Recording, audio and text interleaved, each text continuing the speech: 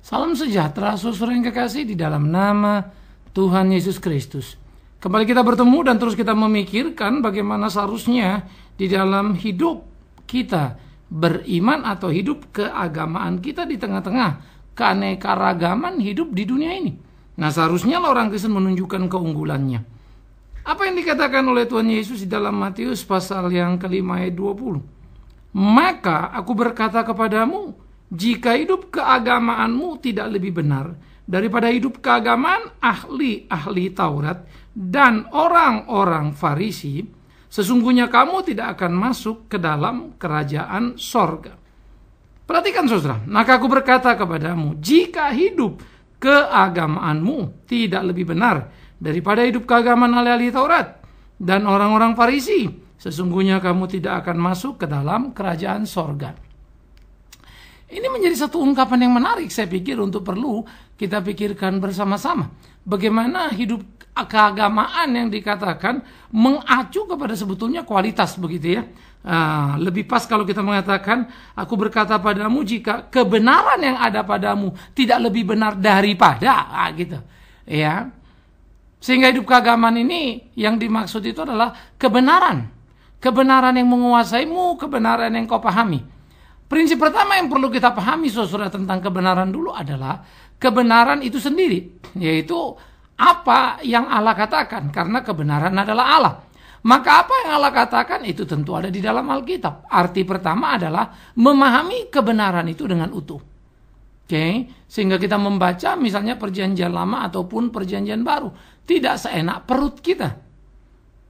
Tapi kita harus membacanya, berusaha memahaminya seperti apa yang Alkitab itu sendiri maksudkan. Tiap tulisan di dalam Alkitab ada pembukaannya, ada isinya, ada penutupnya. Dan semua itu punya tujuan. Siapa yang menulis, kepada siapa ditulis, dengan alasan apa. Kita mesti mengerti itu. Nah, oleh karena itu kebenaran yang pada dirinya itu dulu yang harus kita pahami, yaitu Alkitab itu. Bukan menurut kita, menurut saya, tapi menurut Alkitab itu sendiri. Apa sebetulnya pesan yang dia mau sampaikan? Kan itu dulu.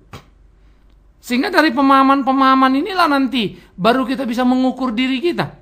Nah, itu sebab yang paling repot. Kalau kemudian orang terlalu amat sangat pede, super yakin. Tuhan bilang sama saya, Tuhan berkata pada saya. Lalu dia ngomong semaunya. Tapi ketika kita meminta satu bagian Alkitab untuk dijelaskan, dia tidak mampu menjelaskannya. Penjelasannya, ayatnya kemana, jelasinnya kemana. Jadi yang dia jelaskan tujuannya menurut dia, bukan menurut Alkitab itu sendiri. Sehingga kebenaran, bukan kebenaran Alkitab, tapi kebenaran yang diyakininya. Nah, saudara-saudara, ini yang pertama. Sehingga tidak ada kebenaran yang kemudian kita mengerti di situ. Nah, orang-orang seperti ini biasanya kalau diajak ngomong, wah belajar dong, mesti perhatiin Alkitab. Langsung jawabnya apa? Jangan, nanti jadi kayak orang Farisi kan gitu ya. Nanti jadi kayak ahli-ahli Taurat, bisa ngomong gak bisa melakukan. Salah. Maka dikatakan kalau kebenaranmu tidak lebih dari ahli Taurat, kau celaka. Artinya apa? Kalau ahli Taurat mengerti kebenaran itu, paling gak hukum Taurat itu, ahli dia. Apalagi Anda dan saya harus satu. Maka kalau tidak, aneh sekali kan gitu. Jadi jangan dibolak-balik karena malas, karena nggak mau belajar, karena nggak tahu. Lalu bilang-bilang jangan, nanti kita jadi ahli Taurat, jadi orang Farisi. Ini kan mengerikan sekali. Mau kemana kekristenan ini? Lalu apa yang kita anggap Alkitab ini? Ini kan bukan kumpulan mantra yang kita suka, saudara-saudara. Bahkan kita dituntut harus lebih daripada orang Farisi itu, ahli Taurat itu. Seberapa mereka memahami? Kita harus memahami juga dong. Kalau nggak kan nggak lebih baik dari mereka. Nah, barulah di dalam bicara hidup keagamaan, memahami kebenaran itu pada dirinya menjadi bagian yang harus kita gumuli, menjadi bagian yang harus kita pahami. Itu penting. Tapi ingat tadi, kebenaran itu pada dirinya, bukan kebenaran menurut saya, menurut Anda. Kebenaran menurut Alkitab. Nah, jadi di dalam bagian-bagian seperti inilah, kemudian kita belajar, kita perlu menjelajahi seluruh prinsip-prinsip nilai dalam hidup keberimanan kita. Bagaimana kita belajar melakukan apa, belajar memahami apa yang menjadi kehendak Tuhan atas hidup ini. Alkitab memberikan arahan pada kita semua. Jadi betapa amat sangat perlunya untuk mengerti kebenaran itu, seturut dengan maksud dari kebenaran itu sendiri. Ingat itu ya. Nah, disinilah sebetulnya pemahaman-pemahaman ini perlu dikembangkan. Jadi tidak ada jalan lain kan, Anda mesti suka baca Alkitab kan ya. Membaca, mempelajarinya, mengertinya. Tapi ingat tadi ya, membaca, mempelajari dan mengertinya menurut Alkitabnya. Jadi jangan comot-comot seenaknya. Ambil satu bagian, lupakan bagian yang lainnya. Ya, tetapi bagaimana kita bisa memahami semuanya? Itu dulu. Nah, kemudian saudaraku yang kekasih, aspek berikut yang perlu kita pikirkan lagi adalah bagaimana kemudian hidup kebenaran kita menjadi lebih, bukan saja mengerti kebenaran itu. Ya, tetapi aspek kedua, ini yang selalu dikatakan di dalam Alkitab, bagaimana kita memelihara itu. Memelihara itu artinya tentu bagaimana firman itu ada di dalam diri kita, menghidupi diri kita. Kita memelihara firman itu dalam pengertian bukan firman itu menjadi objek yang kita kelola, kita atur, tetapi bagaimana firman itu sebetulnya menjadi satu otoritas yang penuh mengatur kita. Jadi kalau dibilang jangan mencuri, ya saudara jangan mencuri. Kenapa saudara jangan mencuri? Karena Alkitab larang kan gitu kan. Sehingga di situ kebenaran firman mempunyai otoritas terhadap diri kita. Nah, kalau Anda mencuri, ya Anda salah. Di situ firman itu menunjukkan otoritasnya. Kamu salah. Kenapa salah? Karena melanggar firman. Nah, jadi saudara, hidup orang yang benar itu adalah orang yang tahu kebenaran itu, bukan? Tetapi kemudian memelihara itu dalam hidupnya, di mana dia menaklukkan dirinya kepada ketetapan yang diatur oleh Alkitab itu sendiri. Sehingga dia tidak melawan, tidak lari ke kiri, ke kanan, tetapi mentaatinya. Nah, ini yang menjadi penting. Sehingga penaklukan dirinya kepada kebenaran, maka kebenaran itu menjadi subjek terhadap diri dia. Yang mengatur, yang berotoritas. Jadi kebenaran bukan yang dimanfaatkan, dijadikan objek untuk diri. Sehingga mau kita, bukan itu salah. Jadi saudara yang kekasih, di dalam bagian dan pergumulan seperti inilah di kehidupan kita bisa belajar untuk mengerti kebenaran dengan utuh.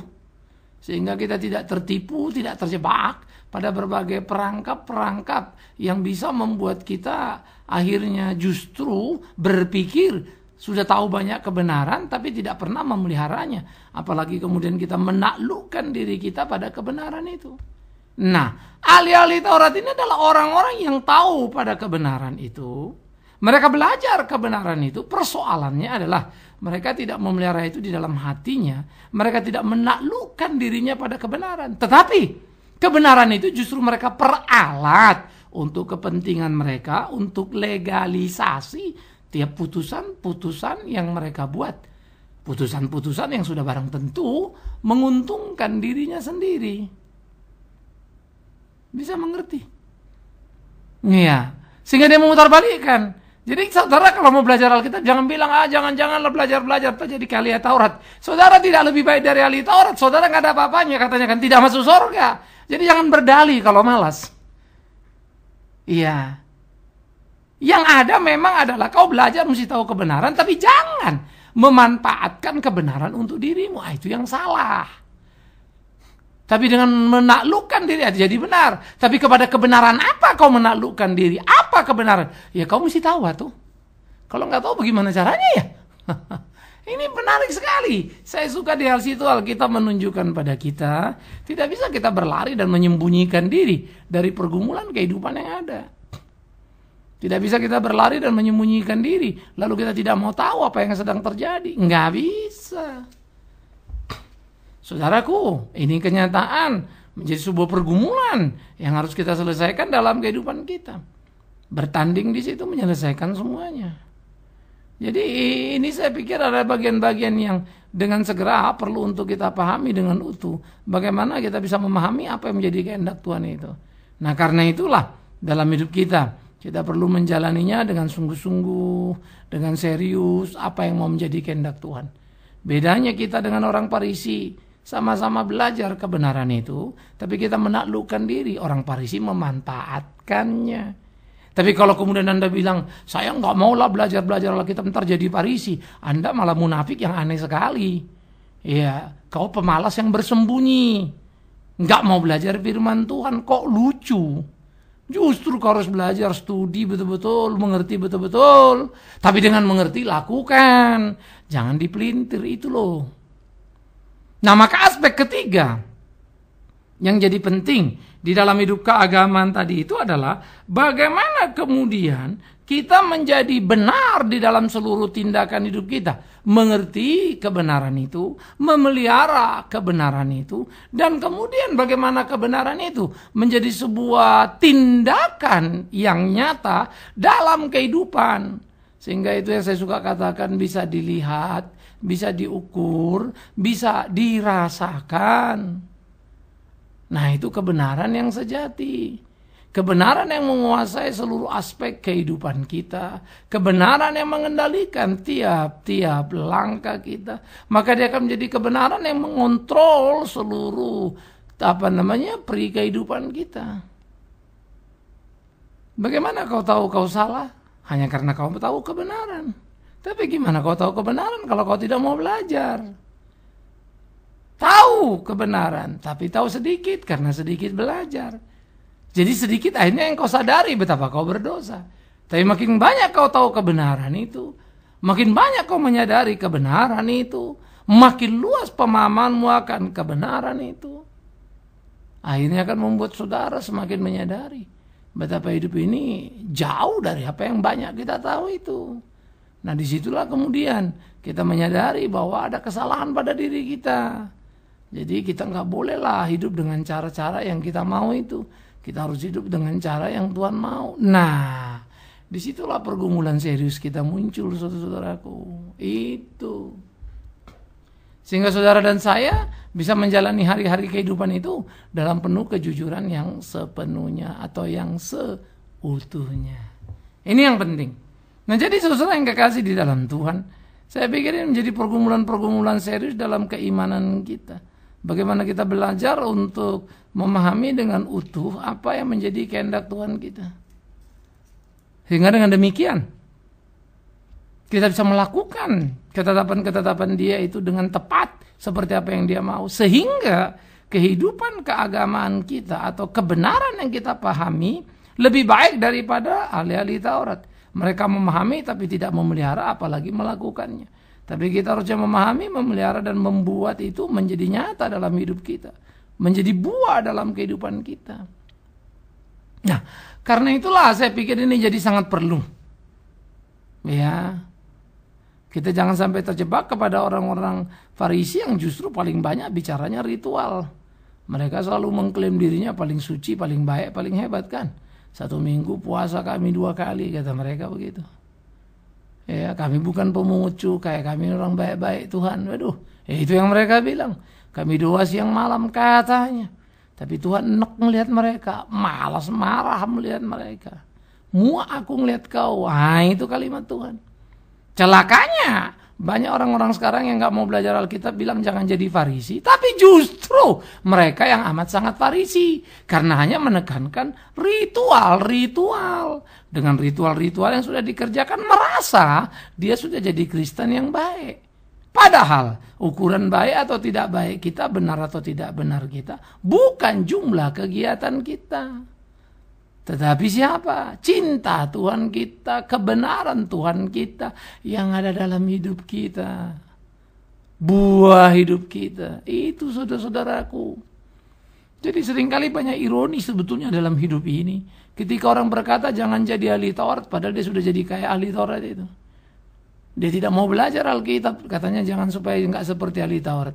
Tapi dia justru sangat menekankan ritual-ritual sama seperti ahli Taurat. Tapi tidak tampak nyata dalam kehidupannya, dalam buahnya. Kan ironis. Ya, rajin kita menyuruh orang kasih perpuluhan. Kita sendiri nggak ngasih untuk Tuhan, untuk kemuliaan Tuhan. Rajin kita mengumpulkan uang untuk kemuliaan Tuhan. Tapi orang miskin samping kiri kanan tetap saja kelaparan. Pernah saudara pikir itu? Rajin kita bilang cinta kasih, peduli pada sesama kita. Tapi hidup kita hanya berpusat kepada diri. Apa yang bisa kupakai, apa yang bisa kumakan, bagaimana gaya hidupku tinggi. Ironis ya, itu kita. Sehingga kita seringkali sebetulnya melakukan banyak kemunafikan dalam kehidupan ini. Dan itu mengerikan dan Tuhan tidak suka. Itu saudaraku yang kekasih. Jadi pikirkan, camkan itu terus dalam hidupmu. Supaya kau bisa melakukan apa yang menjadi kehendak Tuhan. Sehingga kau tidak kemudian luput dari perhatian Tuhan terhadapmu. Dan Tuhan jangan jadi murka kepadamu. Tetapi dalam cinta kasihnya, ia tetap memeliharamu melakukan apa yang menjadi kehendaknya di dalam dirimu. Camkan itu, pikirkan itu, renungkan itu. Supaya itu sungguh-sungguh bisa menjadi bekal untuk kita bertumbuh dalam hidup kita. Supaya kita bisa melakukan apa yang menjadi kehendak Tuhan kita dan hidup kita jadi indah. Karena kita menaklukkan diri kepada kebenaran. Nah, itulah akan membawa nanti hidup keagamaan atau nilai kebenaran kita itu lebih benar dari ahli Taurat. Ya, karena kita bisa jadi sama-sama tahu dengan mereka, tapi tidak sama dalam pemeliharaan. Kita memeliharanya, mereka tidak. Bahkan mereka memanfaatkan itu untuk mencari kebenaran diri, tapi kita melakukan untuk tunduk menyenangkan hati Tuhan. Nah, jadi saya pikir tinggal jujur kita saja kan. Sejauh mana sebetulnya hidup keimanan kita atau kebenaran kita itu benar. Sejauh mana kita mengerti kebenaran firman Tuhan dan tidak memanfaatkannya untuk keuntungan diri kita.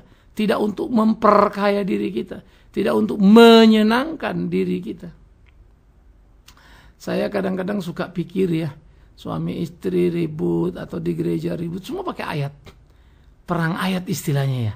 Kadang-kadang kalau kita pikir-pikir. Apa gak malu kita ini? Ya.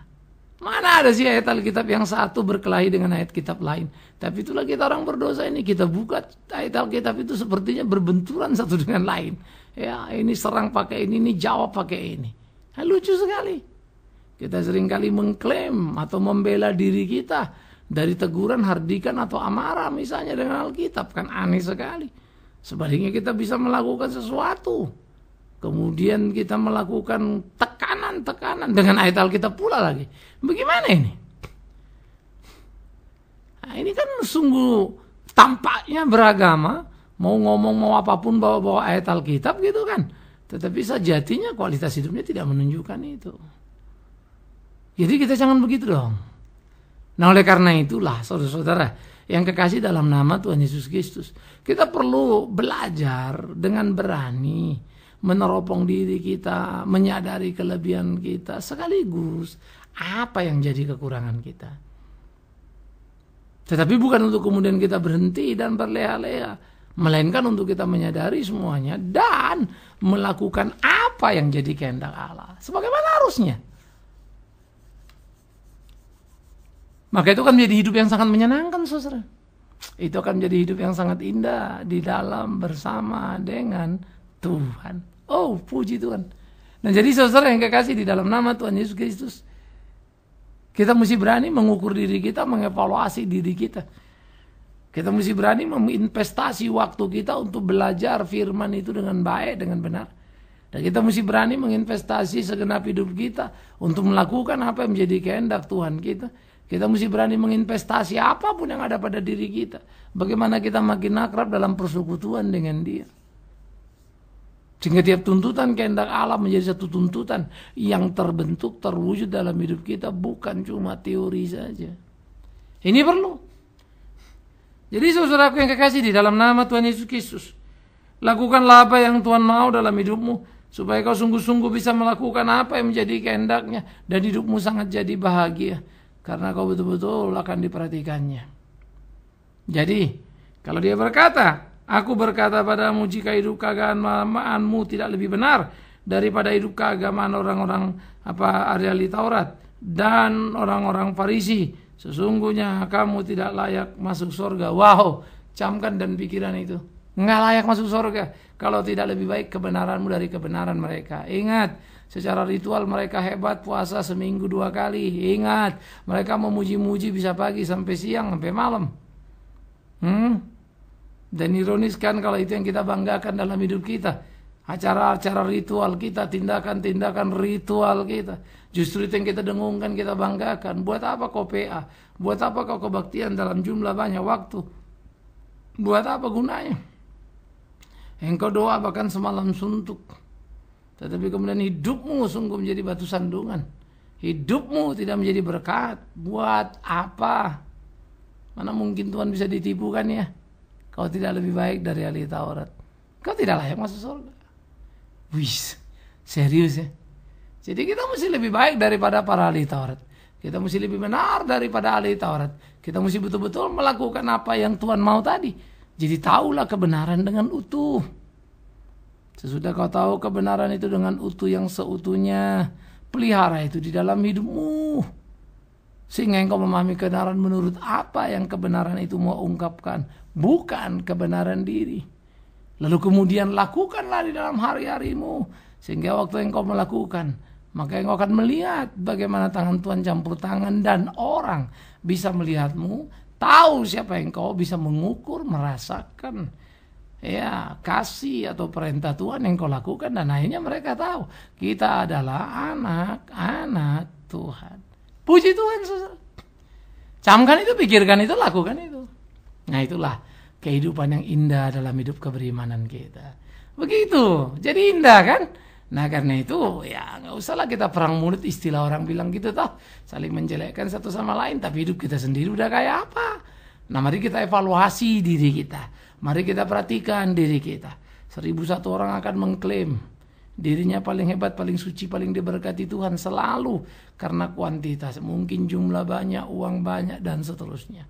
Padahal kalau mau bicara ukuran itu, alangkah ironisnya. Karena Tuhan Yesus sendiri pula yang bilang, banyak yang dipanggil, sedikit yang dipilih. Semoga yang sedikit itu adalah Anda dan saya. Tentu itu menjadi doa dan kerinduan kita. Tapi dengan segera bisa kita lihat. Dari mana? Hidup kita, buahnya itu loh. Akhirnya, jangan sampai engkau tidak lebih baik dalam kebenaranmu dibandingkan kebenaran para ahli Taurat itu. Mereka tahu Taurat itu. Yang salah mereka tidak pelihara dan lakukan. Dan engkau harus tahu. Karena bagaimana mungkin engkau bilang engkau lebih baik kalau tidak tahu. Hanya saja pelihara itu dan lakukan di kehidupan. Bukankah itu lebih baik? Selamat untuk berlomba melakukan apa yang menjadi kehendak Allah. Terpujilah Tuhan. Amin. Mari kita berdoa. Kami bersyukur, kami berterima kasih ya Tuhan. Kau tolong kami dalam perenungan. Kami bersyukur, kami berterima kasih ya Tuhan. Kau ingatkan kami supaya hidup lebih baik daripada ahli Taurat, orang-orang Farisi yang seringkali kami rasa hidup mereka juga cukup baik, khususnya dalam ritual dan ibadahnya. Karena itu, tolong kami supaya tidak terjebak pada kehidupan kami, bolak-balik melakukan hal-hal yang rohani, tetapi sebetulnya hati kami jauh dari Tuhan. Atau kami malah mempermainkan gerejamu. Tuhan, tolong kami, pimpin kami, supaya hidup keagamaan kami lebih baik daripada keagamaan ahli-ahli Taurat. Supaya hidup kami lebih benar dari kebenaran mereka. Dan semua di dalamnya nama Tuhan dipermuliakan. Demi Yesus Kristus, Tuhan sumber kebenaran sejati itu. Kami berdoa bersyukur pada Bapa dalam surga. Terpujilah Tuhan, kekal selama-lamanya. Amin.